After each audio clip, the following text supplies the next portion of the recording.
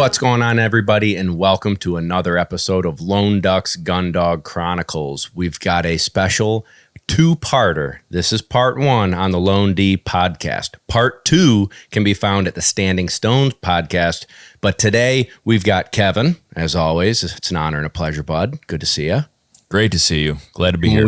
And we've got Kat and Ethan from Standing Stone, and we are going to do a recap of our Argentina adventure.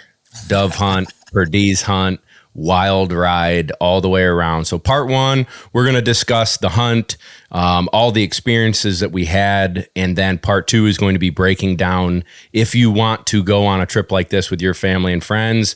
This is some of the things that we learned from. So this is part one. Kat and Ethan, it's good to see your faces. We got to spend a lot of time together over the last few weeks, and I couldn't be happier.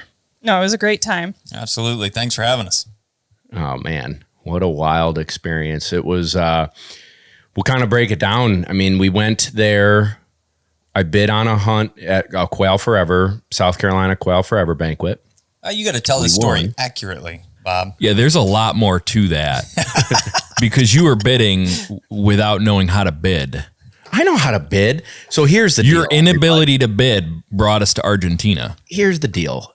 Okay. Uncle Bob had a couple cocktails at the Quail Forever banquet. And that's what you do at one of these things. And when your buddy is the president of the club hosting this bad boy, you run up bids so that they earn more money and you get out before you get dinged.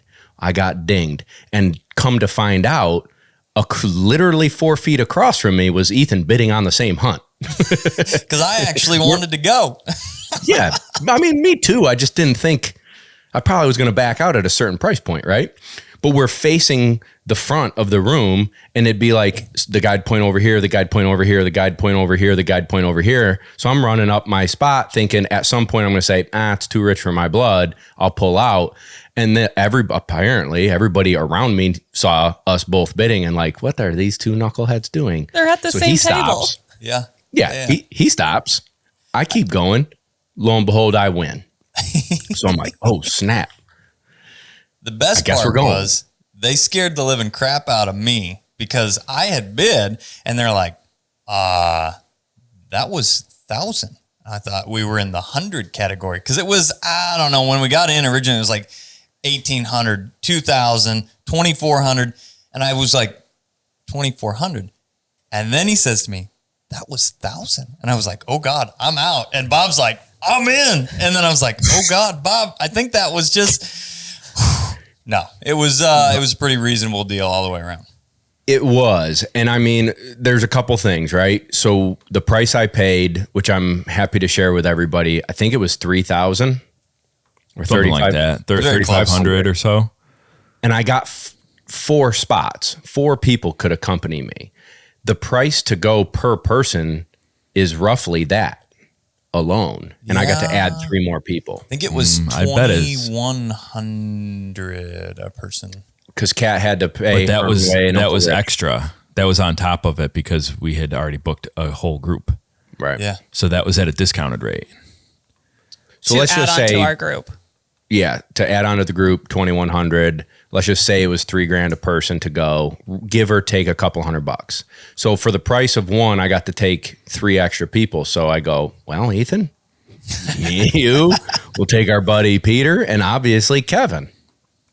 So it's like, heck yeah, buyer's remorse only lasted about 10 seconds. This is going to be an adventure. Real quick though, Bob called me the next morning. He's out in the field. I knew he had this adventure and that Ethan was in town. He called me and he was kind of hungover sounding and he's like, morning, bud. How are you? I'm like, good, man. You all right? How we doing? How's your evening? What happened? Well, I got good news and bad news. What do you want first? Well, bad news. I spent a bunch of money last night. Kind of wasn't really planning on doing that, but we'll be okay. Good news. Pack your bags, baby. Shoot or shoot. We're going to Argentina. That sounds like me. That was a pretty good spot on. Good impression there, Kevin. It's like you know each other. I've been working on it. Yeah. Gravelly voice. All of us that went, it was Kevin and Bob, Ethan and I, and then Uncle Rich, which is Ethan's uncle, but basically everybody's uncle. I mean, we got Uncle Bob and Uncle Rich on this trip. It was great. And then Peter and his new wife, June. So it was a great group. There were 7 of us, and it kind of worked out really well to have that number of people, I feel like. Yeah, I do too. I think if you were to do it, it's going to be even numbers, because that was the only bummer that Uncle Rich most of the time had to hunt by himself, unless one of us bounced over to hang with him for a bit. So, and part 2, we're going to be talking about details of the hunt and things you should think about. But yeah, so we had 7 folks, and Kevin, God bless him. Kevin's our organizational guy. He's our email guy. He kept us in line. And so, booking the flights, communicating with the taxi people, again, that's going to be in part 2. But we get to Buenos Aires at what, like 10 we got a.m.? there at like 7:30 in the morning. That was the 4 of us, Peter, June, Ethan, and I. And then you guys and Uncle Rich were on, I think it was like a 9:30 flight. We have an itinerary, actually, 9:45. There might have been some delays, but. Yeah. So we get in, we got a taxi that picked us up and took us to our hotel in Buenos Aires, which was a really cool city. And so that day we got to walk around, eat the best steak any of us have ever had. I got a picture of that steak, or at least mine.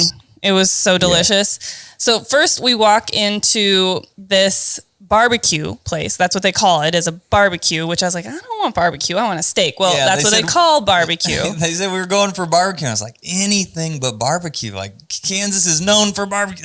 We've got barbecue everywhere. I don't want barbecue. So we walk in and it smells amazing because these ribs are just cooking on this open fire. Delicious. And then this is my steak. Ojo de bife. Yes. Ribeye. Literally, you can see the juice sitting on top of the steak. It was an amazing steak. The sides we ordered were very hard to order. This was great. Yeah, I don't have a picture of Ethan's tomato salad. You ordered a tomato salad. Because I ordered a salad that had tomato, red onion, and lettuce, which I probably have a picture of it. I took pictures of everything. And Ethan's like, yeah, I want a tomato salad too. Yeah. Pointed on the menu. What I pointed to happened to be just a tomato cut in half as his salad. Like a beefsteak, big old tomato cut in half with some sprinkly seasoning to sprinkle on top. And honestly, it was delightful. It was. It was a very good tomato. I just cut it salad in big chunks and everybody had some tomato. And then, of course, we also got to enjoy amazing wine while we were there. That was the trumpeter wine that we tried at that restaurant. And it was a Malbec, and it was really good. We had multiple bottles. Uncle Rich paid for the whole thing. I think it was like 279,000 pesos or something like that. He's got the receipt to prove it.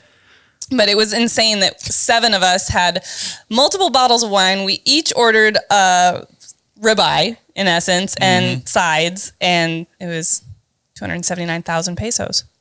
Yeah, I mean, that was a really funny thing. Yeah. The zeros are added on big time. So it's like a $280,000 home or a dinner out, but really it was like $200 the way it all added up. It is 85 cents to 1,000 pesos, I think, was the conversion while we were there, which changes obviously, but it's pretty close to that. But yeah, that was an amazing steak. The other nice thing about Buenos Aires is we walked everywhere, kind of up and down these main thoroughfares. We didn't end up getting another Uber or cab or taxi. We went and found a park, which we got to watch. There's police everywhere, actually. There was police on motorcycles, there were police vehicles, but there was a canine unit in the park where we were hanging out, and they were just playing with their canine, playing fetch in the park area. I do have a video of that too. Yeah. It was kind of cool to watch. Belgian Malinois. Where are we at? Just literally playing fetch, dinking around. Yep. Just really hanging out in the dog park. The dog park area. Yeah, nobody else would risk going in there. There were also dogs all over in Buenos Aires just being walked, and there was not a ton of green spaces. This was one of them, and so no other dogs ventured into the doggy park area during the canines' playtime. So. I was really surprised by the number. I don't want to say surprised, but there were a lot of dogs. I'd say I was surprised. I guess I wasn't thinking that there would be. I've been to New York City and this and that, and you see a lot of dogs, but this was like an obsessive amount of This was a dogs lot everywhere. of dogs. It reminded me a little bit when I went to Italy and Rome. There were also a lot of dogs, and you're thinking Rome, it's all cobblestones, it's all, stone and brick. There's no grassy spaces, and there's all these dogs. Typically, when we think of, I've got my dog in the city, well, we're thinking of sidewalks and tons of grassy areas and parks, and that's not even what we saw in Buenos Aires either. It was very much, concrete from sidewalk to sidewalk. There was no grass until you got to that green grassy park. I did see, I forgot, I think I told one of you guys, but I saw this dude right outside of our hotel room. He had a chow with sunglasses on. Off leash, walking with sunglasses on. It was the funniest. I mean, I've seen funny things, but come on, that's pretty good. That's pretty funny. He's just chilling. Yep. And the chow didn't bite anyone, so that was huge. That's a bonus. But we walked around. We stopped at a couple other restaurants, bars, and enjoyed ourselves. We were talking that we ate our late lunch at, 1 or 2, I feel like it was when the time we got there. We ate a ton of beef. Then we're like, we have to get up super early in the morning for our next flight to Cordoba we had to get up at 3 or something. And we're like, we're not going to stay up late. We don't need to eat another meal. And then we end up walking back to our hotel, asking them another good place to eat. And they mentioned this Peruvian place down the road. So that's where we went. We got unbelievable ceviche. I totally forgot about that whole restaurant experience. It was amazing. I actually have a whole, let me see, video. Did you get those pisco sours? Nobody liked their pisco sour, so Uncle Bob had to drink them all. Wah, wah, wah. Plus, what was really cool is everybody there that we ran into, whether they were the waiters or the people kind of checking us in, were the nicest people in the whole world. Everybody, especially, we didn't speak very good Spanish. Thank goodness for June. Yeah. June helped translate for us quite a bit, which was nice. But everyone was really nice. That guy at the Peruvian restaurant stayed a little bit extra past his shift to make sure that he could help Kat because there was a little bit of a language barrier. That's extraordinarily kind. Yeah, and the guy, there were 2 different people at the hotel desk when we were asking for recommendations on, hey, where should we go? And they said, this place for sure for barbecue, find out is steak, which is yes. And then this place for this Peruvian restaurant, and we're like, both great recommendations. When we got to the first restaurant, one of the people said, if you're out of towners, you have to eat this. And he recommended the ojo de bife. And we were like, yep. I think he even said it's a religious experience. And it was pretty dang good. Yeah. Very, very good. And then there was another couple of guys there, and they asked, you guys in town for a while? My friend has a wine tasting place that, if you're here for an extra day or 2, you should come and see it. So just very welcoming people, very, very friendly overall. Even when they knew we couldn't speak a ton of Spanish, they worked with us on communicating. I'll be honest. I mean, he was incredibly nice, but when he first started asking, he's like, so you guys from out of town? I'm like, no. Yeah, my red flag went up real quick. Yes. Too. He's like, so how long are you in town? Where are you staying at? Mugged. Yeah, what's your social security number? I don't know. Wasn't how much quite money like you got that. in your wallet? But my red flags were going up because I think we all kind of played it real cool, like non-committal answers. And then he said, well, if you have extra time, my friend has this wine tasting place. And we're like, well, give us the info then. So now we're in. Now we're interested. Now we're in. Absolutely. It's in a back alley, non-lit. But only, they was super women are cool. allowed. No. Yeah, well. So we ended up walking around a little bit more, tried to get to bed early-ish, since we had a very early flight the next day. The other cool thing, you had to put your key card into the light switch to turn the power on into your hotel room. I think I figured that out first and was sharing that little detail. I'm like, hey, if you can't get the lights turned on, you got to click the card in there. So I also found out that the bidet is not a water fountain. You found out or you knew? This is the question. You got to taste everything. It's part of the world. Experience and culture. I don't think you have to taste everything. I don't think you have to taste everything. So, all right. So the first night, Buenos Aires, very fun, phenomenal food, and was a great experience. Just like everybody coming together. Hadn't seen everyone in a while. Like just great catch up. We did, Kat, you alluded to it, 3 a.m. wake up call to get to the Cordoba, to get to the airport to fly to Cordoba. Mm-hmm. That, I think we were all jet lag. That just added to the whack. Yeah, especially when we got there and had like 2 hours to kill before our flight. Didn't want to get stuck through security. I get it. But also we were like, okay, let's I took a little nap on the floor while we waited for our next flight. You were out cold so much that a kid threw a toy, hit you in the back, and you didn't wake up. Yeah, I was napping. That's fine. So we learned children are the same everywhere in the world. Because my kids would have totally done that as well. Yes. Yep. Fly into Cordoba. Yep. Very cool little airport and city, and we get driven about an hour to our lodge, which I don't know what I was expecting, and I'd like to get everybody's feedback. So, Kat and Ethan, you go first on your feedback of the lodge, then Kev, and then I'll maybe give mine.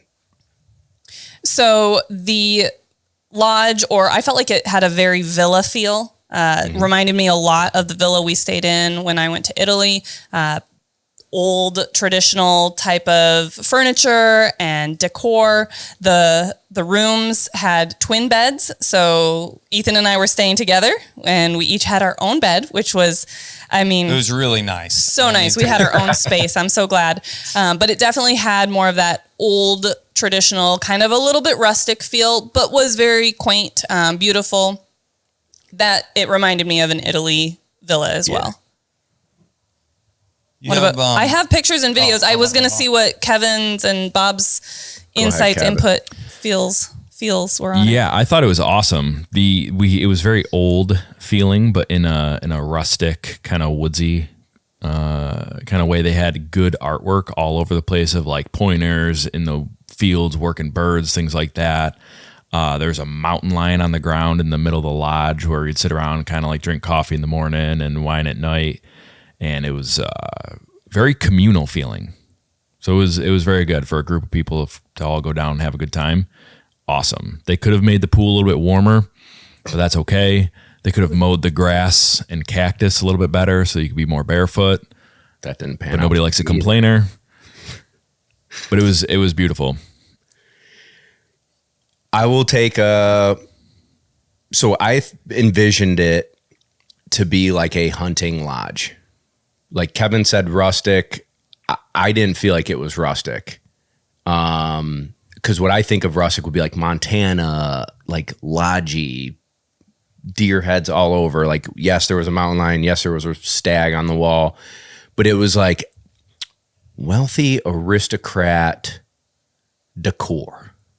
Sure. Does that make sense? Like almost what you would see in like medieval style with like leather seat cushion. It was almost like someone who was very heavy into Orvis, would be into it in like real fancy English hunting. Yeah. Very traditional. Traditional is maybe the correct way of putting it. Thank you, Well, Kat. I have a few video clips of just the villa lodge, if you will, and then the dining area and stuff. So this is a really pretty picture of the villa at sunrise when we were getting ready to head out the last morning of hunting. And everybody got to stay in essentially separate little houses, which was kind of nice too. Yep. And there's another view. I'm standing at kind of the dining area where we had dinner and breakfast, and then shooting back towards where everyone was staying in those little houses. And then I have this cool little video clip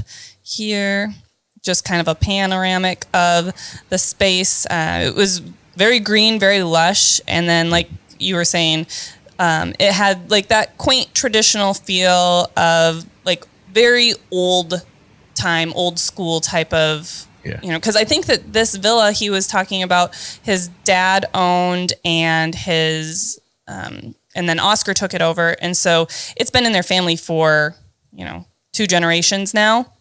Yep. I think I had another picture right when we got there of the dining room that I tried to take a picture of. Oh yeah, right here. So that was the dining area. And that's where we all ate breakfast, and dinner. Lunches were in the field, except for the first lunch that we were there, because we got there and we had an afternoon only hunt. So we ended up eating lunch here, but then the rest of our lunches were in the field, which was really, really cool. I'm sure we'll get to talking about that, but it was amazing too. There was a butler. So talking about like the old school kind of like villa feel. Yeah, he wore white gloves. He met us at the vehicles after all of our hunts with a platter of cocktails. And we got to take our cocktails, go grab a shower, clean up before dinner. Then he had wine ready and appetizers in, the living area when we got done. And then straight into the dining room, where he literally served us, very traditional style, where women were served first, served from the left, took from the right. I don't know if you guys noticed that. You could not get your glass of wine empty. I tried and failed, or succeeded. I don't know how you want to talk about it, but you couldn't drink your glass dry. It was always being refilled. It was a very, really cool experience, because even if I've gone to other lodges and things like that, it's not that level of, I guess, service, if you will. 5-course meals or more, lunch and dinner. The food there was never a bad meal. Let's put it that way. Never a bad meal. So we get there, we end up hanging out for a little while, have lunch. We played some cards. I think Peter and June took a nap, air quotes. In their 2 twin beds, because this was also their honeymoon. So however that worked out for them. They were hardcore napping. And then we got to eat a beautiful lunch, and then they immediately shipped us off to go on our first hunt. And this was where, for me and Kevin, it was a bit windy. Sun was in our eyes, and we were figuring the birds out. Kevin had never been dove hunting. I've only probably been, 8 or 10 times in my life when I'm in the South. And so they're a difficult bird to judge speed, to judge distance, to judge, when you'd stand up and they dip-de-doo-dah-day through the sky, to kind of just read what they were going to do. They're not a duck. They're not a pheasant. They're not a grouse. They're not a chucker. It's just a wild little bird. And then add onto it, you've got mourning doves, like everybody here knows about, Inca doves, which are tiny, almost like the size of a chickadee. Here's a picture of one in my hand, which I don't have very big hands. So yeah, it's just a tiny little. And that's mostly feathers, if you will. So, which we get points for feathers. We'll talk about points later. Yeah, it's like shooting probably a ping pong ball flying at, I don't know what the speeds were, but they're erratic flight patterns. The Inca dove were more songbird-esque in a sense of their flight patterns. Doing the dippity-doo-dahs. Where I think they call them ear dove. They're not mourning dove, but their main dove that they have flying is more traditional. It's kind of a straight line flight-ish with some pattern to it, it felt like, whereas the Inca doves were much more flighty. You could get on them and swing on them a little bit and try and take them out. But this is where I feel like it fits really well. I felt pretty hard. Welcome to Argentina, where everything is made up and the points don't matter. Because you guys were saying you were trying to figure out that first hunt. I was like, I think I shot 8 birds. If I shot 8 birds, I was like, pat on the back. I did have one for sure that I was like, confirmed kill. I got my little picture with my dove, but the range too, I feel like if it was 40 yards, it was 60 yards, man. Not too far. Yeah, that was the thing. Those dudes, the guy. So that's the other cool part. I didn't know how I would feel about it, being like a macho, like I can load my own gun. Like I don't need someone sitting behind me and pointing out birds. Like just leave me and Kevin alone and let us hunt. That's kind of I was going into it feeling like. But they added a lot of humor. It was helpful, and they were good dudes, so I didn't mind it. But you've got each person has their own guide. They sit behind you, hand you waters, hand you cervezas, and load your gun for you. So you'd whap, break my gun open, twist to the side. He'd have 2, bam, right in there, back up, swinging on another bird. Like absolutely cool. And one thing people said for us, like for the pot or for the hunt, is bring a shooting pad for your shoulder. Your shoulders are going to get sore. We shot 28 gauge over unders. My shoulder didn't get sore, but my thumb working the safety had like a blister on it. I had safetied and unsafetied so many times that my thumb every day was like, oh man, this really kind of hurts. Yeah, you and Kevin both shot the 28 gauge over and unders, and then everyone else in the party shot the 20 gauge semi-automatics. Were they M2s? Montefeltros, Benelli Montefeltro, I think is how you say it. Yeah. But yes, they with the plugs pulled. Yeah, we had 5 in ours. It sounded like you did. Boom, boom, boom, boom, boom, boom. Uncle Rich loved just doing a final salute at the end of the hunt, going pop, pop, pop, pop, pop, pop, pop. All right, we're done. But they could load so fast, like the fastest loading I've ever seen, and didn't wear my thumb out. So I was okay with it, not having to load my own gun. Nah, it was pretty cool. My guide, whose nickname was Chumpy, we don't necessarily have to go into that, but Sergio, also known as Chumpy, I would shoot. If I would shoot once or twice, I'm sitting here, he's like, reload. I'm like, oh. And he'd go, choo, choo, boom, boom, boom, boom, choo, choo, choo, choo, boom, boom, boom. That's how fast it was. I mean, it was like so second I turned around, he's already shoving shells in there. It was, it was kind of fun. I don't know. It was a cool experience. It's a wild experience because everybody that I had talked to or, seen online where it's like, oh, you can, the faster you reload, the more you can shoot, sounds like a massive exaggeration, but it's not. There were definitely periods throughout the day where you couldn't get loaded fast enough. Yeah. Yeah. Yeah. Yes, but it was also hard because you'd see these birds coming in and think that they were in range, and you'd have to take a deep breath and be like, except your bird boys in the back were telling you not too far, and you're like, not too far. Everybody else shoots them that far. Go ahead. And I'm like, sir, that's like 100 yards away. Well, yeah. With 8 shot, aren't we shooting 8 shot? Back to the first night. Yeah. Super windy. Yeah. Sun was in our eyes. And the birds were, they're fast. And they were with far. the wind. Yes. And they were outside of range, I would say 90% of the time. And we'd be shooting and it's like, and he'd go, oh, good shot. I'm like, bro, he's flying away. He gone. I didn't hit him. He goes, you touched him. I go, I didn't touch toenail. anything. A feather. Appreciate you, yeah. Cut a feather. I'll tell you if I toenails. hit him. Oh, you touched him. It count. So I don't know. We probably killed 8 or 10 or 12, Kevin. It wasn't much the first night. No, but remember what was super cool is they had those huge eagles, and I never learned what kind of eagles those were, but it was like the tax man coming in, and these giant eagles and hawks and falcons were coming in and swooping down and taking what we had shot. Yeah. And that was just really cool. Yeah, leaving you with less for sure. So I can tell you guys if you want to know. I have the sheet. Yeah, so this is the funny part about the numbers, because I would have said I shot 8 to 12 birds night 1. I'm I'm just trying to look up is it a CHACO eagle? Maybe I think was what they said. Oh, I have no idea. I've got a picture of one. Yeah, CHACO was the eagle. I don't know how to pronounce that. I'm sorry, but Chaco. Yeah, maybe. We were not allowed to shoot those. You could shoot a lot of things down there, including parakeets, but not the eagles or the falcons. But in the first night, which I, again, thought that I shot terribly. So there were 2 other guys that were hunting with our party to fill out the lodging and things of that nature. And they came in and they're like, yeah, we shot 120 and 125 or something that was their numbers. Oh, that's right. Like, no way. Yeah. I maybe killed 30 or 40. Maybe. Uncle Rich is like, I might have killed 50. Cat's if Uncle Rich killed 50, then that means no one else in the world killed 20. He's a pretty good shot. And Bob's like, I killed 8. Kevin's like, I don't know. I might have killed 6. I don't know. Yeah, whatever.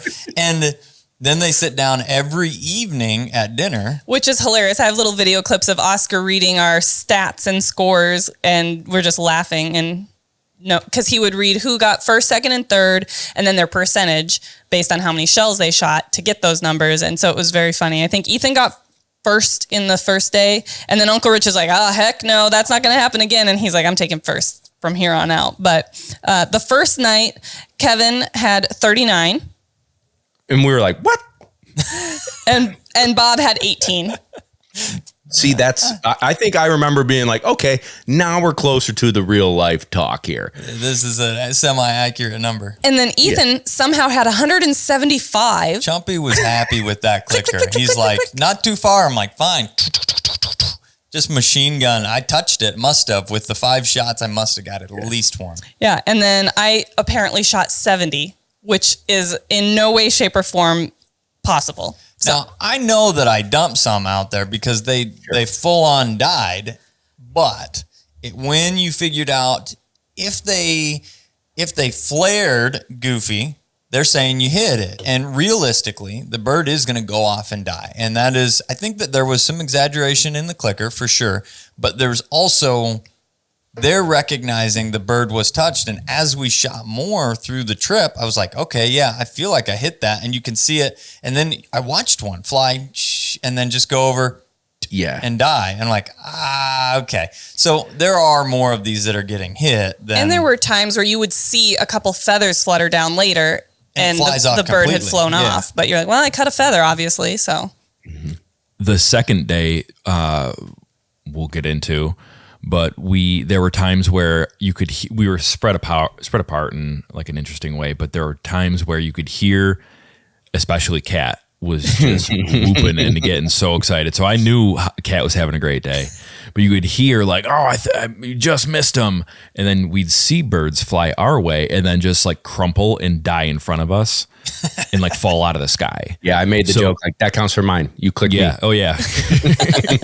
He was on my side. They definitely were flying away and then, having a little heart attack or something. Bob goes for make sure my clicker's 100% accurate too. I'll take anybody's bird that flies near me.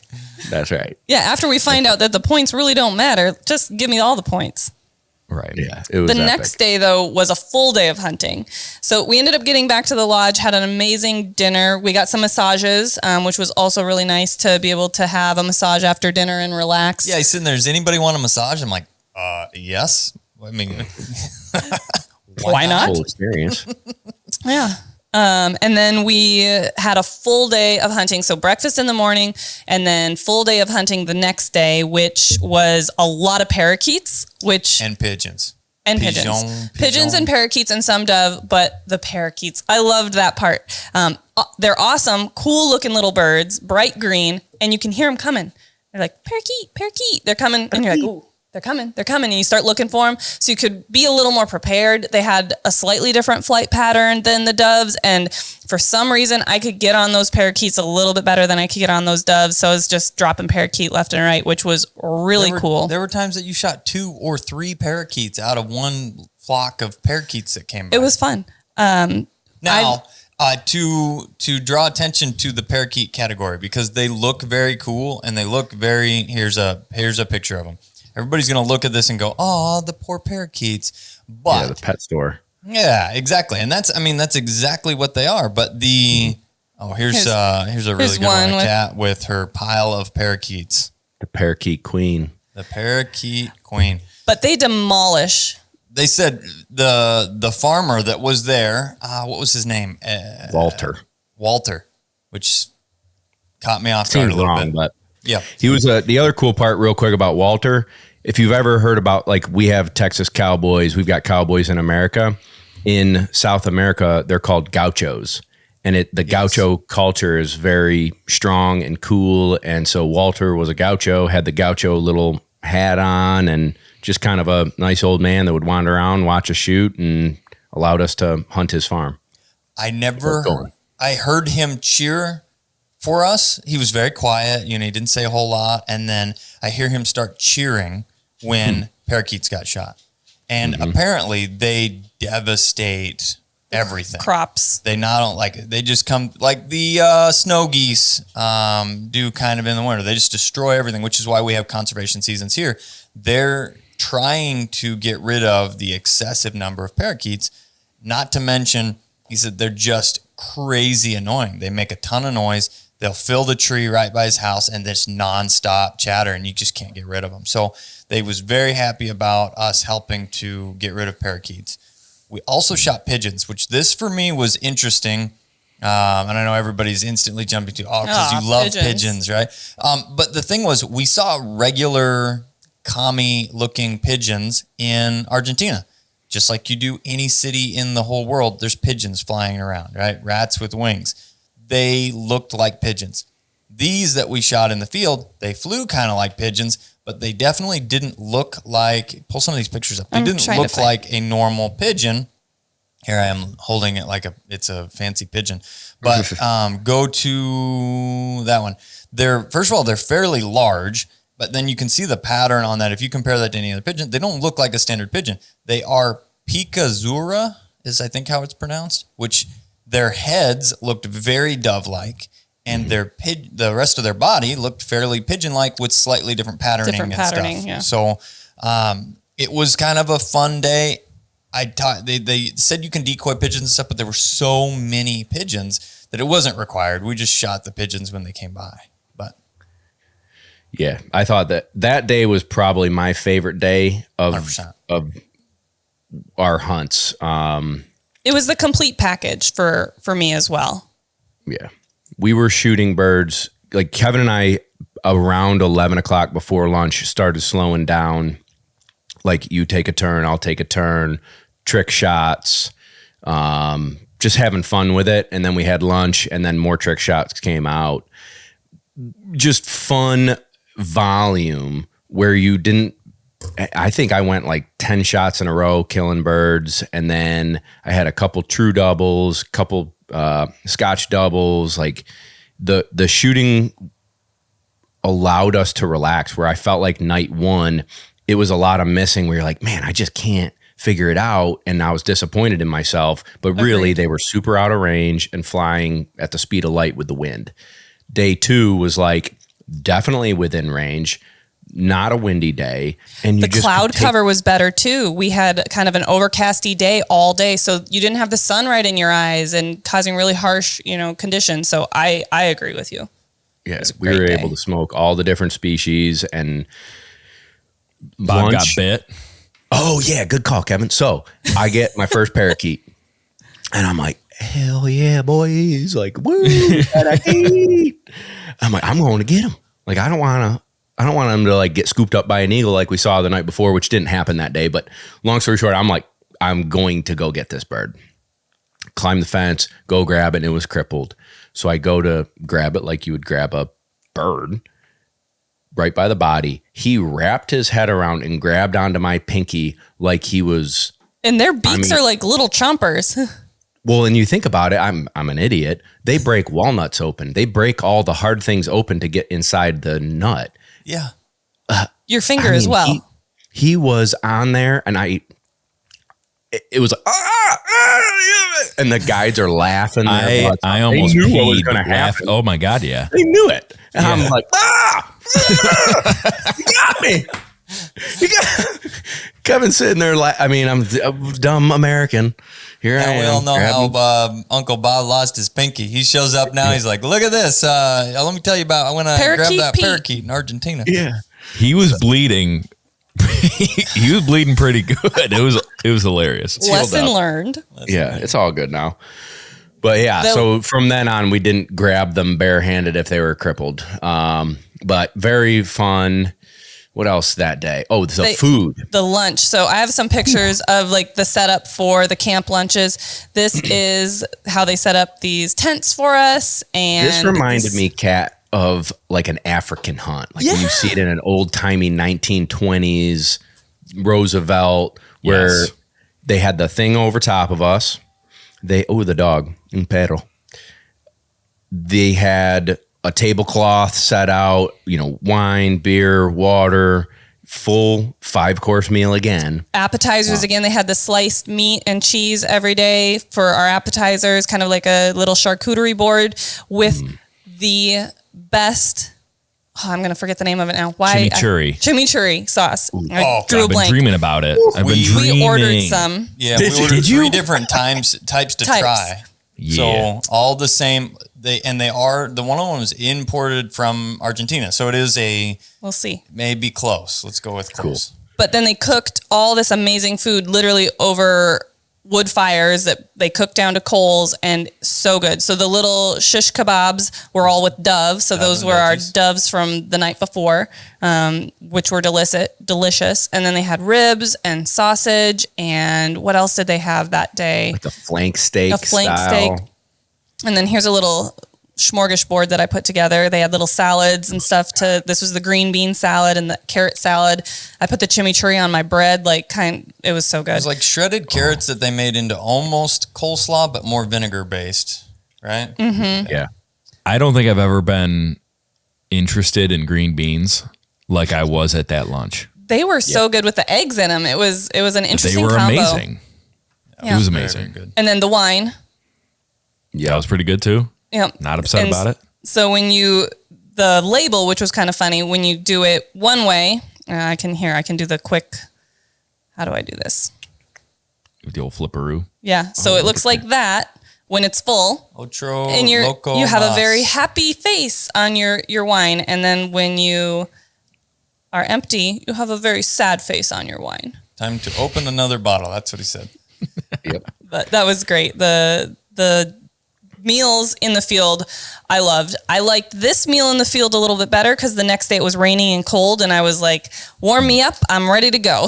We stood over the fire cooking ourselves for a little bit. It's the only place that I've ever hunted or shot that they encouraged you to drink while you did it. Yeah, that was super interesting. And from a guiding standpoint, shells. Probably, but it is the only place. Now, granted, it wasn't a lot. It was like one beer in the morning while you're shooting. Like, here, do you want, sure, why not? But it's not, here's, I don't know, shots of tequila while you're going or whatever. It was different, but it's still the only place I think I've ever been that we were encouraged to drink while hunting. Yeah. But I feel like it was more of a vibe check, right? Like very just relaxed. One of the guys, Santi, great guy, just kept saying, you guys move too fast. You got to slow down and just relax a little bit. Like, we're having a good lunch. Put your feet up, relax, enjoy it. This is all we're doing today. In a little while, when you want to, we'll go back and shoot more. There'll be more birds. But it was like that whole vibe of like, sure, I guess I'll slow have a down beer. mentality. Yeah. Relax. Which honestly was very refreshing. I enjoyed that, like the lazy lunch, not, we got to get back to the field at such and such a time, or we got to do this at such and such a time, because speaking from experience, when I guide in South Dakota, we eat a sandwich on the go. Like, we stop, but it's tailgate. Here's sometimes. your tailgate cold sandwich. We got to get back to hunting because everybody's expectation is some limit. And I mean, maybe that's the pressure I put on myself. Maybe everybody would prefer me to set up tents and cook food over a fire and take 2 hours to do that, I think. But it depends on the group, but it's still, that's the mentality there for sure. So it was nice. It was pretty awesome. Yeah. Very different. However, it was all part of the adventure. Yes. However, so speaking of slow down, I was honestly surprised at the overall amount that we packed into our days. That was the other thing. I brought 2 books because I, again, didn't know what to expect. Seriously? For the flights and for, I didn't know, if we're only hunting once a day. We didn't really know. Like, we go out for a hunt or something, we might have all morning to lounge around. We had all morning for the first day to play cards and stuff because our hunt didn't start till the afternoon. So if that had been every day, it would have been slightly different. But It was breakfast at 7. We're leaving at 7:30 because we have an hour drive to the field, and then we got back in time for eat, shower, hunt, come back, shower, dinner, massage, cold plunge, whatever we felt like doing that night, and then maybe talk, play some cards, and then go to bed because we're gonna start over again. The pool temperature was just about too warm for cold plunging, but not for swimming. But then we got to go back out and shoot some more that afternoon. Same place though. We didn't really. The only thing we changed up is you had mentioned with 7, Rich was shooting by himself quite a bit. So we said, hey, our area blind, if you will, was pretty big where we were at on that hunt. So we just asked Rich to join our group, and we all 3 shot together. And that was a lot of fun that afternoon, just giving each other some, hard time and cheering each other on. And it was good. Well, and asking him talking to him about the trip and everything else, he said that was the most fun. That afternoon was the most fun hunt that he had on the entire thing. It was just getting there to harass us and vice versa. And not being by himself the whole time. Yeah, sitting there in the morning, he was just like, well, it's me and I don't remember his Pablo. No, Pablo was one of your guys. Pablo was with, he had Dennis. It's on that sheet. Oh, he had Dennis. You're right. He had Dennis. Pablo was with June. Yeah, Dennis is kind of quiet, and we just sit here and I shoot and I giggle and listen to y'all giggle and like, come on with us, Uncle Rich, let's go. So it was a good time. All in all, full day of hunting, full day of eating. It was good. Now for me, not knowing what to expect, not knowing, flights and numbers and everything else, you see videos, you see the advertisements. And I kind of talked to Santi about it a little bit. You see black clouds of birds. And I'm sure that there are time periods when that happen. It's no different than like goose hunting, right? Goose hunting. You shoot a 10-man limit in an hour or a 10-man limit in a volley or, whatever. Those kind of things happen. But those type of things are almost as disappointing as they are exciting, right? So it's like, oh, well, we did all this work in 30 minutes, we're done. It would have been, there weren't volumes like that. There were not black skies of birds flying, but they flew all day long. And I feel like if there were more birds, it would have just been overwhelming, not better. I don't know that I could have shot more. I think the second day I shot almost 30 boxes of shells. I mean, yes, I could have shot more, but where are we at on boxes? That's an insane amount of boxes. Excuse me. I shot 22. No, that's the 50. Where's that? 50. No, that's total. I don't know. It just shows numbers up there. It doesn't tell a number of shells. Yeah, it does. Right there. 20. I shot 20 full boxes. Yeah. On day 2. 500 full rounds. boxes. Yeah, which is a lot of shooting. Yeah, dude. Now, granted, there are people that they told us a story about some guy that he stood there for 11 hours. He shot all day, 2 guns. They would load one gun, hand it to him. He wanted to break some daily record of X number of thousands, and that would have required more birds than what we saw to be able to attempt something like that. But he said the guy hunted the full day, and then he didn't leave his room the rest of the, and specifically not the lodge, the rest of the trip. Shooting that much on your body and everything else, it would not have been fun, right? That goes from fun to work. Was fun and relaxing, and there was no shortage in shooting. It was not black the sky out birds. It was just a never ending flow of, oh, here come a few more, boom, boom. Oh, here comes a big group, boom, boom, boom, boom, boom. Oh, here comes another one, boom. Things like that. So it was, for me, it was good. More steady instead of like overwhelming numbers. Absolutely. Yeah. All right. So now we move on to the next day, where it rained on us all morning. That was a morning that I would have volunteered to stay back at the lodge and read one of those books I brought, because the shooting was really slow. I was cold. My hands were freezing. Ethan's like, just shoot more and then warm your hands up on the barrel. I'm like, there's nothing to shoot. I'll just shoot my gun to warm my hands up. I said, how much does a hand warmer cost, hon? She's like, oh, I don't know, like a pack of beans. I'm like, oh yeah, boom, boom, boom, boom. Here you go, warm your hands up. Yeah. Yeah, it was a little, especially from the day before where we were shooting all the time and it was beautiful out. It was sprinkling rain, windy. Kevin and I lost our bags. Our bags didn't get shipped. So we didn't have like proper gear. So the guys lent us boots and warmer clothes for that hunt. But it was slow. Honestly, nothing really to report. But the afternoon, we did the perdees. Yes. And that was our jam. It was over bird dogs. We still kept our groups together. Yep. Peter and Uncle Rich went together. Ethan and Kat and Kevin and I. June went for a walk and got 8 billion horns and stickers in her socks. So she didn't have as much fun as we did. But we hunted over a German Shorthair. You guys hunted Schwimmer. Yep. I have a picture of her. Schwimmer. Let me switch that. There she is. Old gal. You hunted over an English pointer. Flicka. And then... Ooh, that's a nice picture. Peter and Uncle Rich hunted over a French Brittany. Yeah, we got Sierra. She was, yeah, That was a sweet little girl. Yep. Pull up the picture of all of us there at the end of the. Finding But the this picture was now. so we basically it's like pheasant hunting. I mean, they flush very similar to a pheasant. They make a little noise like a little pheasant. They're small. There's two different kinds. There's a small one and a slightly bigger one. They look like to me, they look like a cross between a hen pheasant and a roadrunner. Oh yeah, 100%. They reminded me of grouse, like prairie grouse hunting. Okay. They got up a little bit slow like prairie grouse. They were kind of chickaree sized, partridgey sized. Wouldn't you say? Yeah, there were maculosa, I think. No, that's not it. It was Maxa something. Not Montessori. It was something with an M.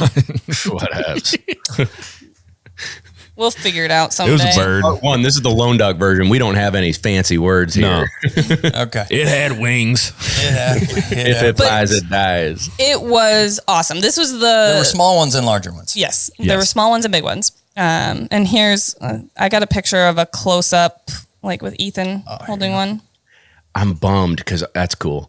I'm bummed. Our guide took a video of the dog working a bird, and he took the whole thing, and boom, I roll it, and he's cheering, I'm cheering. I said the famous line that we all said all weekend that we can't put on the podcast. Yep. Bob learns a few Spanish words. I We'll like just leave it learning at the local culture, and so some of my English sayings, I like to ask what they say in Spanish. How do we say this? Yeah. And you get a little giggle. So we were just cheering everybody on. Kevin got a bunch of cracks at him.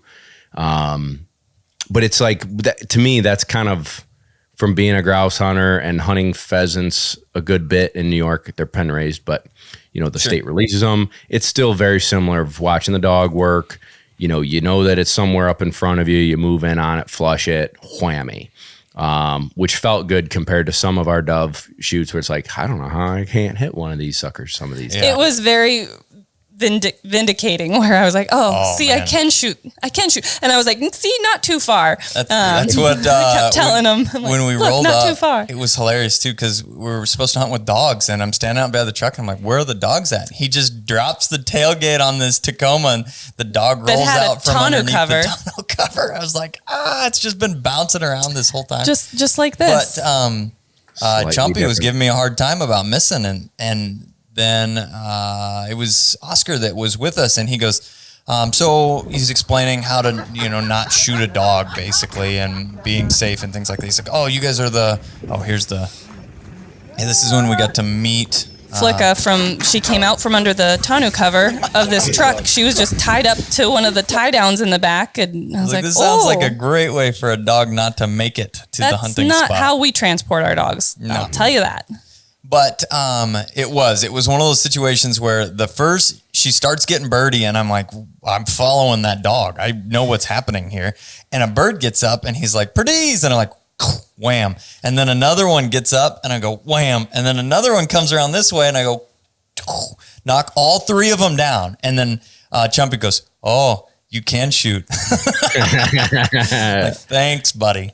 I've been telling you, I'm not as bad as it looks on the old dove, but it was the coolest part for me. Not the coolest part, but it was really cool to watch the dogs work. That's what we all are as dog trainers. We appreciate the dog side of things, which we didn't utilize for the dove hunting. So it was cool to see how these dogs worked. Definitely different than the way that we hunt our dogs. They do a lot more tracking, and you just follow the dog. Whereas less pointing. There was minimal pointing that happened. There was a little bit of hesitating, I would say, but the birds, when they got up, they didn't make a lot of sound. Like you're talking about pheasants. Generally, I can hear pheasants flush. These, I couldn't hear flush so well, other than the fact that they made a noise, it was just this little like whistle as they took off. Yeah. And then I I could pick up the whistle noise and figure out where they were coming from, basically. But it was kind of a cool experience. It was something I was really excited to be able to do, is do a little bird dogging it while we were down there. Yeah. It was a highlight for me too. Oscar, the owner of the lodge, they're his dogs. He trained them. We kind of talked about them that night over dinner, where he will test dogs out to help guide if like they have a larger group or whatever, and he needs more than just 3 dogs. And he just finds that this style, and I get it, because probably he's guiding maybe older gentlemen or people who aren't as well versed, maybe as, you know, you guys are out shooting birds over bird dogs, A, all hunting season, and B, during training all year long, right? So, you know, the skill level. So to have dogs that are working closer keeps the dog from getting shot. I mean, it lended its way to how they like to hunt them. Fine. It would have been badass to have a couple of your dogs and, you know, Andy girl out there just whacking points and making and retrieves. Holding them until we got there. Yeah. Yeah. Yes. Yeah. But it was a cool experience overall. And I'm definitely glad we were able to add that on to the dove hunting side, because that made it, it just made it a little bit more relatable for us to be out there watching bird dogs do bird dog things. It was interesting too. He told us that lots of Argentines hunt perdiz. Like that's a very common thing because they're really good to eat. They even prepared a few of them for us for lunch the next day. This was like essentially it was served cold, which you look at it and you're like, oh, it's like a warm open pot pie, but it was not warm. It was cold. It's like pickled or something. And more Yeah, they pickled, said like, it was pickled. Mm-hmm. Super interesting.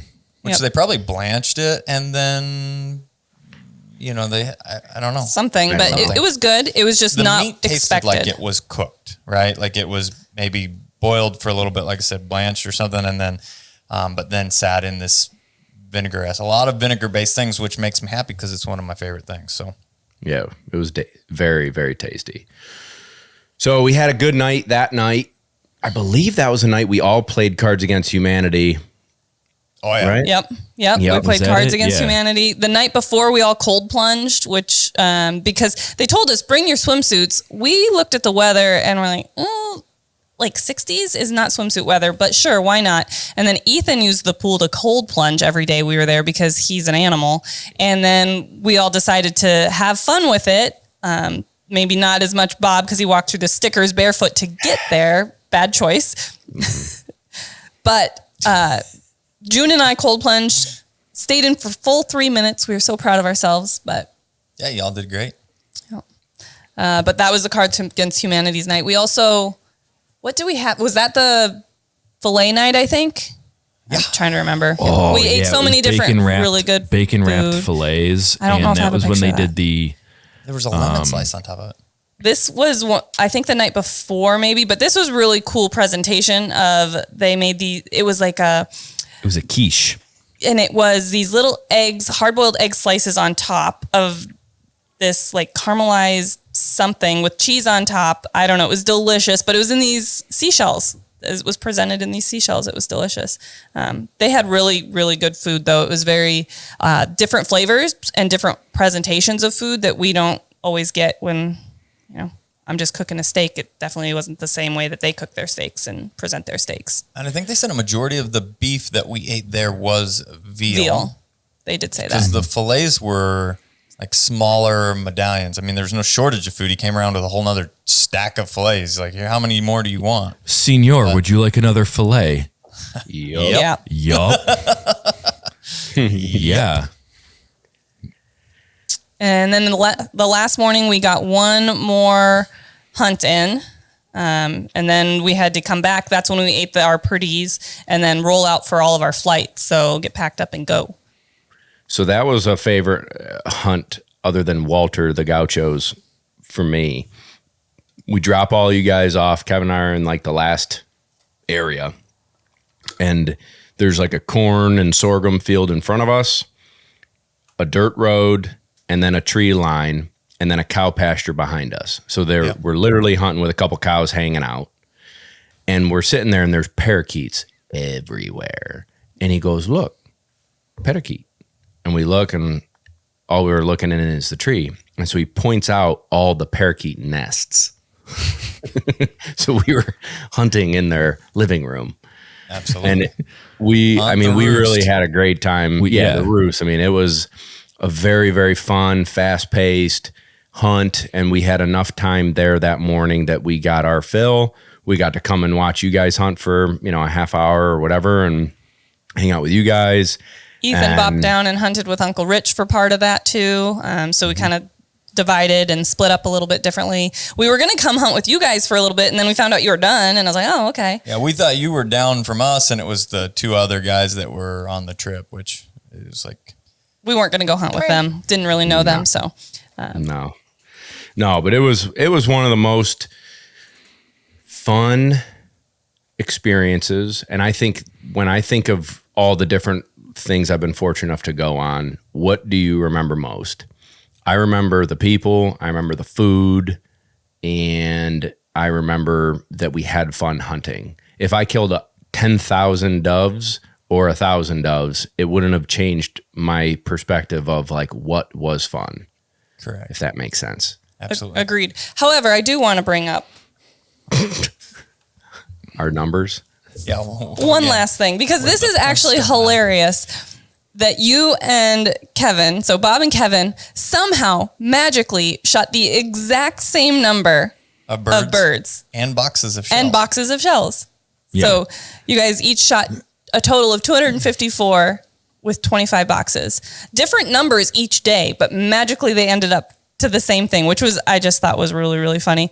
And then Uncle Rich was only like, he had 936 birds. So he was so close to the 1,000 bird mark. And he's like, if I'd have known that, I'd have shot more birds on the last day. I'd have stayed longer. So that was really funny. But it was a really good trip. I mean, you can't hang on. You can't just read our stats. Oh, come on. You got, I mean, where the points don't matter and the rules are made up. Ethan had 611 birds shooting a total of 50 boxes. Woo-woo. Yeah. And that's a good percentage right there. Kat shot 283 with 45 boxes. So if we want to talk about percentages, since Kevin and Bob shot the exact same amount, they shot 40.6%. Ethan was 48.9% and Kat was 25.2%. So my percentage wasn't great. And Uncle Rich came in at almost 60%. It says 59.4. And this was the funny one for him. Dennis would say, not too far for you, as these birds would die way out there. He's like, maybe that one's too far. And then he'd go, and it would fall over dead. He'd go, not too far for you. That's awesome. Yeah, Uncle Rich is a shooter. Yes. Yeah, he's fun to go on hunting trips with as well, because he's just a good time. Like, he goes with the flow. He got to sit by the crying baby on one of the flights. We all were like, thank you, Uncle Rich. So he's just really good time to have around. I agree with you, Bob. The experiences is the people, the camaraderie, the food always makes it great. And then, I didn't need to shoot 600 birds or 1,000 birds. I felt very satisfied with the hunting. I had a lot of fun. The perdees were awesome. And I'm glad every day wasn't the rainy morning day. That would have sucked. But overall, it was really, really fun times and really cool experiences. I will say it was not necessary. We did fine, but it would have helped if we had brushed up on the entire Spanish language before we went. That would have been helpful. Well, now you had the ear thingies where it translates in your ear, and during the first hunt, you're like, I had to take them out because they were talking too much and I could understand them too much. So there is a negative to knowing too much. This is true. Yeah. The more you know, the more you know. But I think this is overall the general experience that we had, the fun, the funny, the birds, the bird dogs. Absolutely. And then in part 2, we're going to share all the things that we wish we knew before and all the things that we know moving forward that we want to share with everyone. So if they are planning their first Argentina hunt, they have a little more information at their fingertips. Yeah. Kev, anything you'd like to add to the experience? Just always a good time hanging out, having some cervezas and ceviche and shooting birds with everybody. And thank God for your inability to bid. No, he knows how to bid. You just hold your hand up until you're the last one holding your hand up. Then you win. Yeah, I got these auctions figured out. Yeah, we're all winners here. Well, everybody, we appreciate you tuning into this week's episode. For anyone who listened to this, you can go to Lone Duck's YouTube channel, Lone Duck Outfitters, and you can watch it now. We've got maybe 5 or 6 episodes that have been added to YouTube. And so all the different things that we're showing pictures and descriptions and all that stuff, you can see that. We are about to hit cut, and we're going to do a part 2, which will be found on Standing Stone's YouTube channel and Standing Stone's podcast. So where would they be able to find that? Is your podcast called just Standing Stone Podcast? Standing Stone Podcast. Yep. Bingo, bango, bongo, baby. So for part 2, stay tuned, hop over to theirs and give it a listen. Thank you, everyone. We always appreciate you tuning in. Every time you spend time with us, we want you to know that we appreciate you. So we'll see you in the next episode.